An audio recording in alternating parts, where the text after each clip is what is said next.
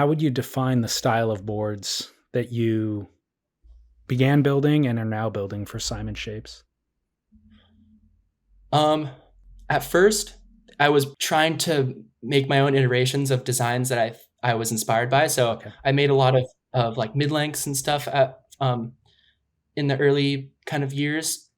Just watching Ryan do his thing and watching Trevor Gordon surf them at RingCon all the time. It just that was what seemed really exciting to me, and it's kind of morphed into, I would say, performance oriented shorter boards. Generally, I'm doing boards mostly in like 8 feet and below, primarily 7 feet and below, but sometimes some. Yeah.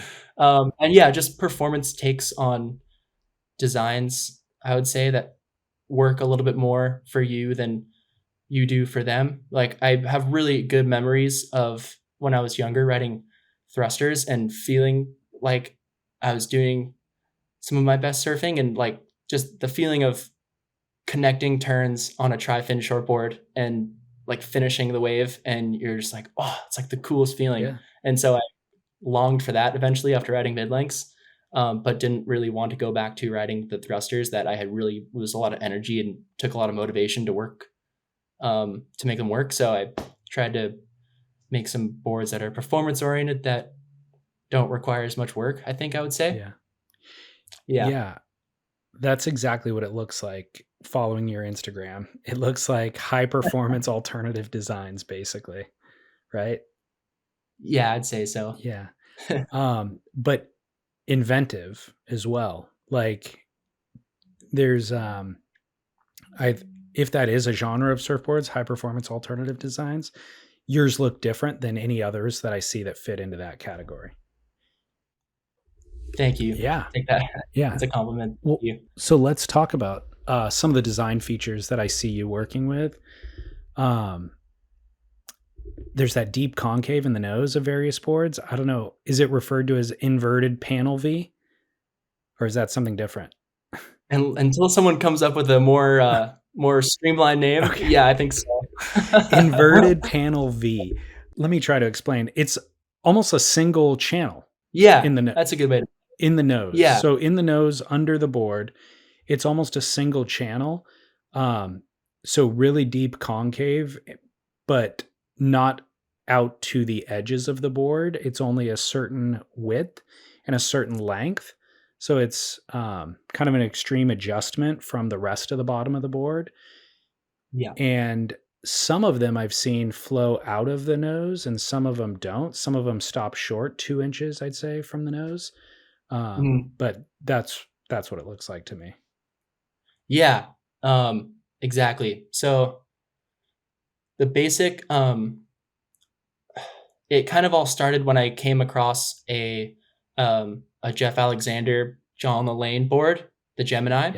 Yeah. I really enjoyed that board, and I learned a lot from the bottom shapes on those boards, where they have basically before there's any cutout in the nose, there's V. So the rail in the front of the board is raised, and then that, whether you do concave or inverted panel V, that is cut into the V and fades, like just ahead of center of the board.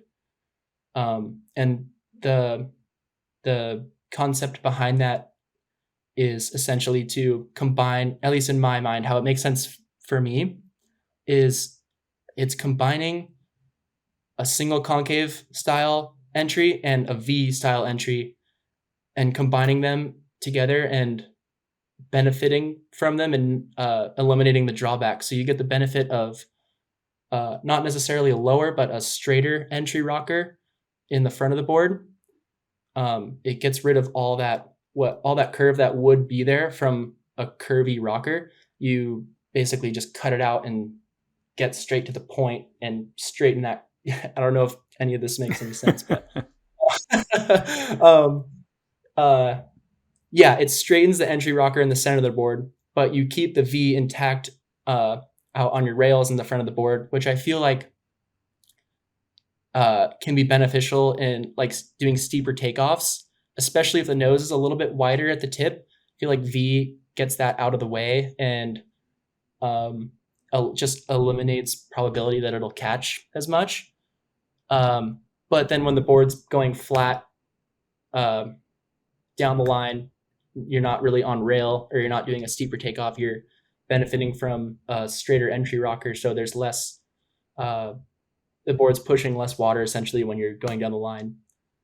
That's how it makes sense in my head, and maybe I'm missing something, but it feels good, and that's another thing. It's not. I feel like it's not a feature where you're riding the board and you're like, oh, there's that inverted V nose entry. There it is. Like I'm feeling it. It's more so I feel like benefiting you in situations that uh, maybe you're not even aware of sometimes. Yeah. Like if you're taking off steeper on a steep drop, you make the drop. Who knows? Maybe you wouldn't have made it if it wasn't there. Right. The effect's very subtle, but um, trying to look at every part of a surfboard, even if there's subtle effects that you could benefit from, and try and better them. So, uh, yeah, that's how it makes sense to me. It makes a lot of sense in theory. Okay. Yeah, so yeah, theoretically it works. It seems like it would work in practice as well. Okay, well that covers the inverted panel V. um, another. Do you have an affinity for quads? It seems like you make a lot of quads. Yeah, I do have an affinity for quads. Okay, what's the draw? I just like how they have the. I feel like they're a good combination of pivot that you get from a thruster, depending on where you place the rears and stuff. But generally, like the pivot that you get from a thruster and the down the line speed that you get from a twin fin, I feel like it's a good blend of those. Um, and lately, I've been making some quads where the rears are actually placed closer to the rail and the fins are more clustered. Uh, and riding more of a speed dialer sort of split keel quad. Um, and that's been really cool. It's getting the quad to feel a little bit more like a twin, Okay. which is a fresh feeling, but it's still a quad. Um, but yeah, I really like, especially on performance-y shortboardy quads, the rears to be a little further in off the rail and really centered, similar to how the Gemini fin placement is, Mhm. where it's a quad, but the rears are very close together. Um, yeah, so I like quads. Yeah. Yeah, I've Yeah. noticed that. And then on the decks of a lot of the boards, I notice what looks like a really flat deck, but then the kind of downturn of the rails starting further away from the rails than a lot of other boards that I've seen. Is that accurate? And what do you call that? And why do it? That basically is it's just a flatter deck with the rail. I like on like traditional fishes and stuff. Um, I where they have the flatter deck and they feel a little bit more chunky when you're holding them. Mhm. I like the feeling of when you hold it, having the flat deck transition down to your rail closer to center, so that when you're holding it, your rail still doesn't feel crazy beefy. Like you're not grabbing it from having your thumb here and the top of the deck here, and then like the rail starts to transition here. I like having the feeling the rails a little bit more. I guess it just um, makes it feel a little more sensitive. It just takes a little bit more volume out of the rails and um, pushes it. I don't know if that's making any sense, Well, but are you doing it strictly for a feel in your hands or for the sensitivity in the water? I mean, of course, the sensitivity in the water, Yeah. like the flat deck, is the main feature that I'm going for, like on those fishes, especially um, on like short, wide little boards with flat decks. You can, at least I like the board to be a little bit thinner. Um, and so, because of that, to compensate for that, I don't want to do a domed deck and have this short, wide, thin board with a domed deck and not a whole lot of rail volume. Um, I like having the flat deck just because you get it thinner, it still feels skatey and sensitive. Uh,